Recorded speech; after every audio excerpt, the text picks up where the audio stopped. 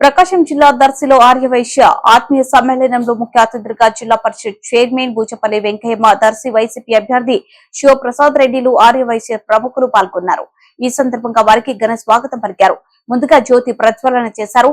తదుపరి ఆర్యవైశ్య ప్రముఖులు మాట్లాడుతూ దర్శి వైసీపీ అభ్యర్థి డాక్టర్ శివప్రసాద్ రెడ్డికి ఫ్యాన్ గుర్తుపై ఓటు వేసి అత్యధిక మెజార్టీతో గెలిపించాలని విజ్ఞప్తి చేశారు. వైసీపీ అభ్యర్థి డాక్టర్ శివప్రసాద్ రెడ్డి మాట్లాడుతూ ఆర్యవైశ్యులకు ఎల్లప్పుడూ అండగా ఉంటానని, ఆర్యవైశ్యులకు వ్యాపార సంబంధమైన ఎటువంటి ఇబ్బందులు లేకుండా చూస్తానని, ఆర్యవైశ్యులు అందరూ తమ విజయానికి సహాయ సహకారాలు అందించాలని కోరారు.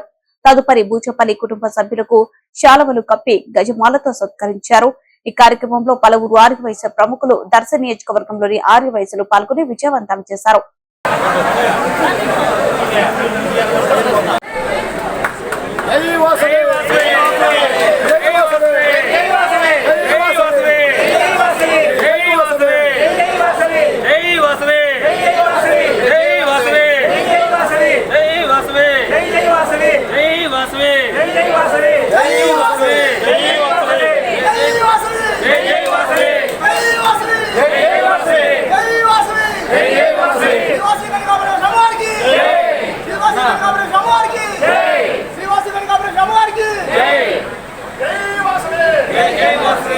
ముఖ్యమంత్రి గారు ఏదేమైనా కానీ అమ్మ ఒడి పథకం కానివ్వండి, విద్యా దీవెన కానివ్వండి, విద్యా వసతి కానివ్వండి, ఇంకా ఫీజు రియంబర్స్మెంట్ కానివ్వండి, మహిళలకి 50% రిజర్వేషన్ కానివ్వండి, ఏదైనా ఒక దమ్ము ధైర్యం ఉన్న ముఖ్యమంత్రి జగన్మోహన్ రెడ్డి గారేనని మీ అందరికీ సభాముగా తెలియజేస్తున్నాను.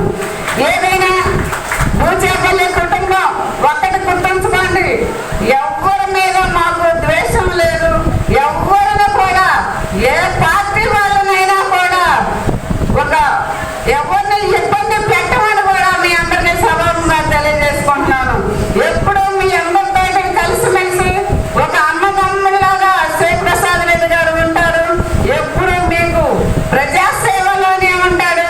బూచేపల్లి సుబ్బారెడ్డి గారు ఏ విధంగా చేశారు, ఇప్పుడు సుబ్బారెడ్డి గారు లేకపోయినా కూడా ఎక్కడున్నా కూడా మీ అందరూ ఎప్పుడు గుర్తుంచుకుంటున్నందుకు ఎప్పుడు మిమ్మల్ని మర్చిపోమని సభంగా తెలియజేస్తుంటూ ఈ రోజు నాకు ఎంత అవకాశం ఇచ్చిన మన ఆర్యవైశ్యులు అందరికీ మరొకసారి ధన్యవాదాలు తెలియజేసుకుంటున్నాను. దానికి ఆ రోజు కుప్పం ప్రసాద్ గారు, అదేవిధంగా మా సోదరులు ఎలా తులసి అన్న కూడా, ఇంకా ఆర్యవైశ్య చాలా మంది అన్న అక్కడ ఆర్యవైశ్యులకి మిగిలిన చిన్న చిన్న సమస్య ఉందని చెప్పేసి ఆ రోజు అన్న చాలా రిక్వెస్ట్ చేశారట వల్ల నేను ఆ రోజు ఒకటే మాట చెప్పా, అన్న ఆర్యవైశ్యులందరికీ నేను అండగా ఉంటాను. కానీ ఆ రోజు ప్రభావితం వేరే రాజకీయ నాయకులు కూడా చాలా మంది ఇన్వాల్వ్ అయి ఉన్నారన్న, నేను 100% అండగా ఉంటామని చెప్పి ఆ రోజు చెప్పాము.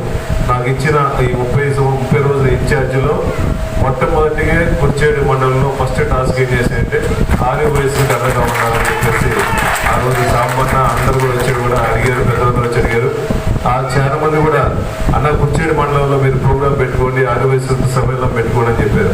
దర్శిలో కూడా పెట్టుకోమని చాలా మంది అడిగారు. నేను చాలా మంది పెద్దలను కలిసి వచ్చాను కానీ ఆత్మీయ సమావేశం పెట్టినా. నేను ఆ రోజు సాంబశివ కనుక మిగిలిన పెద్దలను చెప్పాను, ఆ కుర్చేడులో ఆర్యవైశ్యులతో అంటే వాళ్ళ సమస్య ఉంది, వాళ్ళకి ఆ గుండెకి స్లాబ్ వేస్తేనే ఆర్యవైశ్యులతో మీటింగ్ పెట్టుకుంటే లేకపోతే మీటింగ్ పెట్టనని చెప్పేసి ఆ రోజు ఆర్యవైశ్యులందరూ చెప్పాను. స్లాబ్ వారం క్రితం వేసాము. దానికి కూడా చాలా మంది ఎలక్షన్ కమిషన్ కూడా కంప్లైంట్ చేసి ఆపించాలని కూడా ప్రయత్నించారు. ఆర్యవైశ్యులకి బూచేపల్లి ప్రసాద్ సపోర్ట్ చేస్తున్నానని నేను ఎలక్షన్ కమిషన్ వాళ్ళతో కూడా మాట్లాడి మేము సొంత సభ్యులతో వేసుకున్నాము, ఆర్యవైశ్యులు కష్టపడి చేసుకున్నారు, ఇది గవర్నమెంట్కి సంబంధం లేదని చెప్పేసి మేము కూడా నిలబడి మా మనిషి కూడా మా ఇన్ఛార్జ్ కూడా నిలబడేసి ఆర్యవైశ్యుల కోసం అండగా ఉండేసి ఆ స్లాబ్ వేయటం కూడా జరిగింది. ఎందుకు చెప్తున్నారంటే ఒకసారి అండగా ఉండాలని మాట ఇస్తే మాట ప్రకారం బూచేపల్లి శివప్రసాద్ రెడ్డి, బూచేపల్లి కుటుంబం ఎప్పుడు ఆర్యవైశ్యులకు అండగా ఉందని చెప్పి మనస్ఫూర్తిగా తెలియజేస్తారు. అదేవిధంగా ఆర్యవైశ్యులు ముఖ్యంగా ఎక్కువ మంది ధనికులు ఉండరు కానీ కొంతమంది బిజినెస్ చేసేవాళ్ళు, నేను ఒక బిజినెస్ మ్యాన్గా ఉండేవాడిని. నాకు ఒక బిజినెస్ చేసేప్పుడు సమస్యలు ఎటువంటి వస్తాయో నాకంటే తెలుసు.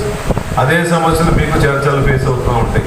మీకు అందరికీ గవర్నమెంట్ తరఫు నుంచి కానీ మన గవర్నమెంట్ వచ్చిన తర్వాత జగన్మోహన్ ముఖ్యమైన తర్వాత మీరందరి సపోర్ట్తో ఎమ్మెల్యే